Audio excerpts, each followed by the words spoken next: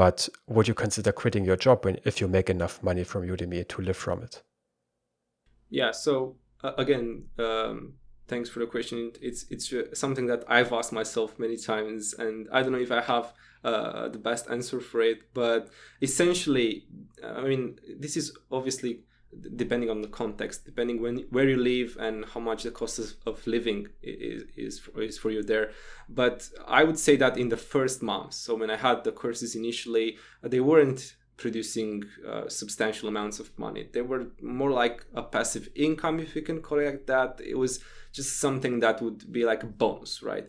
Obviously, as time went by and they kind of been more mature and they've earned more students, the courses started making some money, and I can safely say that right now I could live off them.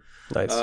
Depending on my context, that I live in Romania and the cost of living is not that big. Probably if I would be in New York, I would say no because the cost of living there is much higher.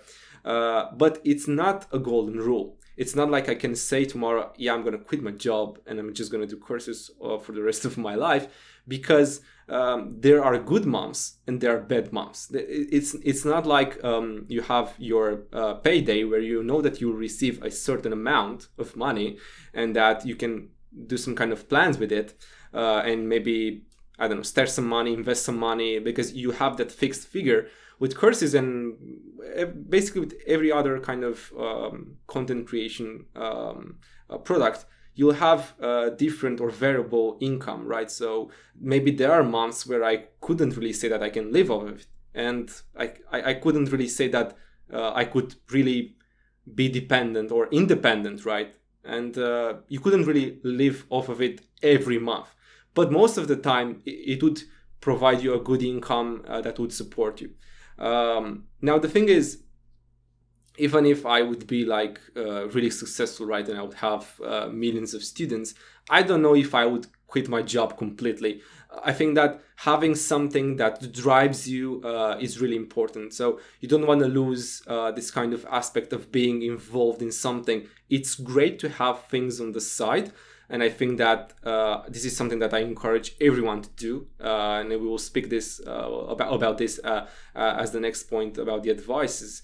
But I also encourage people to be not really have a traditional job, but to be involved in projects that keeps them sane, right? You don't want to earn so much money that you don't know what to do afterwards. It's not the point of it. I've met developers that earn so much money that they quit their job completely, right? And they didn't find a meaning in their lives. That's something that I wouldn't go really on that route. Yeah, I think I would not have a problem finding a meaning in my life, but there's still a danger in just teaching full time. And that is what happened to me when I started my YouTube channel. I focused so much on tutorials that I did not actually build stuff on the site. And I also did not work as an actual developer.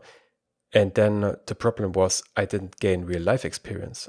And this was really I really noticed that when I was planning to create my first paid courses, because I then realized, okay, on YouTube, I can make a really small isolated tutorial on a little topic that works. And people will like it because it's free anyway. But when you make a course when you make a paid course, unless it's very focused on a small topic, you usually also need to provide some real app, or you need to show how to apply these concepts to a real app. And with a real app, I mean an app that just has some features like database access and calling remote API and then maybe caching. This is something that is not very extremely simple. And somewhere around 2019, I noticed that I'm not actually able to build such an app. And this is why I didn't make any paid courses. Then I started learning this.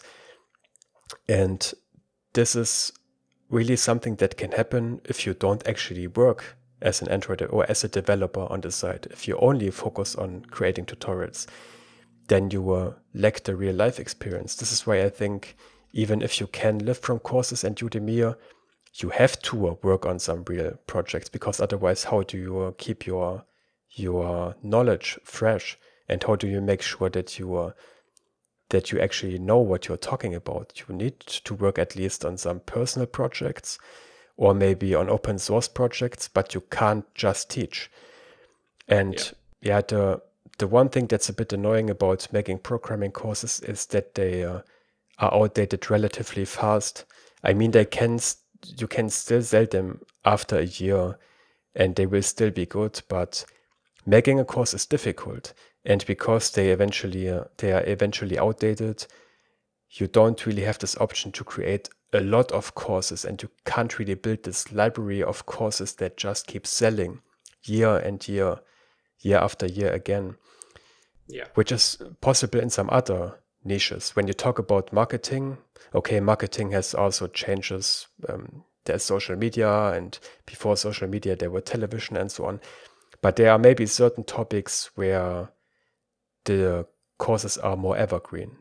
They are not outdated so fast. Yeah.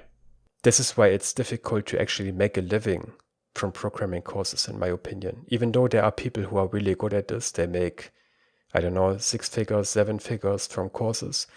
But on Android, at least, I have not been able to come up with a way to achieve that. Even just creating the one paid course I have was already like 2 months of full-time work. And now a few months later, it's not fresh anymore. Parts of it are already have already changed. And this is really the problem with this. But this is something you can't really change. You just have to get more efficient at making courses, basically.